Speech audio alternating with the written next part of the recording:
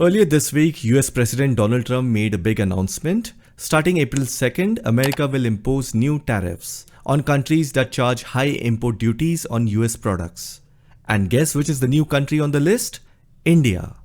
Speaking before the U.S. Congress, Trump made it clear that he's not happy with how things are working in global trade. He said, India charges us auto tariffs higher than 100%. It's not fair. The system was never fair to the US. Now we are going to tax them the same way they tax us. This is called reciprocal tariff, meaning imposing tariffs in return, reciprocate. This move has left Indian businesses worried because just a few years ago, India was actually benefiting from US trade policies. Let's rewind a bit. Back in 2019, when Trump started a trade war with China, he imposed high tariffs on Chinese goods. This created an opportunity for Indian exporters, especially in the auto component industry. American car manufacturers who previously bought parts from China started looking for cheaper alternatives. And guess what? Indian auto parts fit the bill perfectly. They were affordable, high quality and reliable. As a result, India's auto component exports to the US skyrocketed. Now this growth should have been a win-win for both countries, right? So why is Trump suddenly putting tariffs on India now? At first, it looks confusing. If American companies were happy buying Indian auto parts, why make them expensive with tariffs? The answer is simple. Trump is using tariffs as a bargaining tool.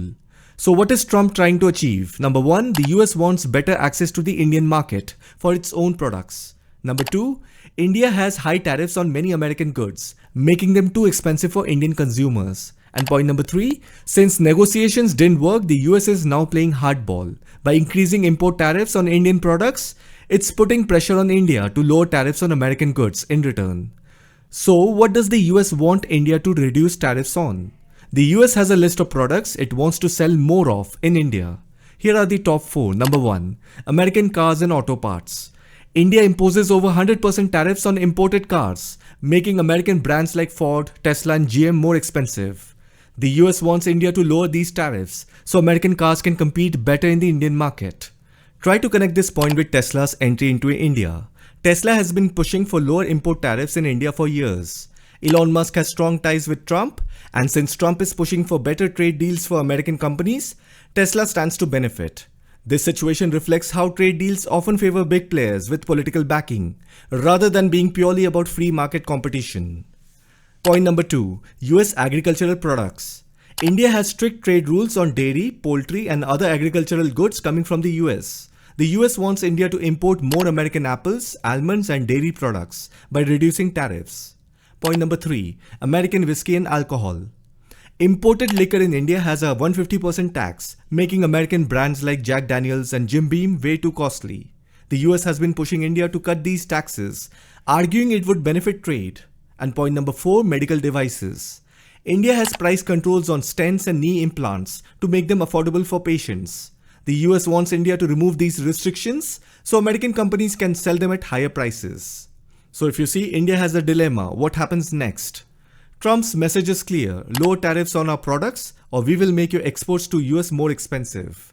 That is why you must have seen, to ease trade tensions, India has already reduced tariffs on some items, including high-end motorcycles reduced to 30% from 50%.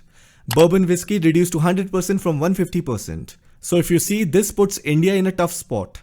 If India lowers tariffs on American goods, it could benefit US businesses by hurting local domestic industries. If India refuses, the US could impose more tariffs, making Indian exports suffer. That is the reason India's Commerce Minister Piyush Goyal has gone to the United States for trade talks between two countries. His main goal is to protect Indian industry's interests while avoiding a full-blown trade war with the United States. Because India and the US have set a target to double their two-way trade to $500 billion by 2030. Both countries are also negotiating a bilateral trade agreement, which is expected to be finalized by late 2025.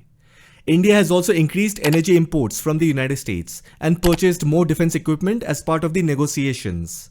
One thing is certain, global trade is a game of power and right now India is caught in the crossfire. So what do we learn from this? In international trade, agreements are often made with diplomacy, favors and mutual understanding at first.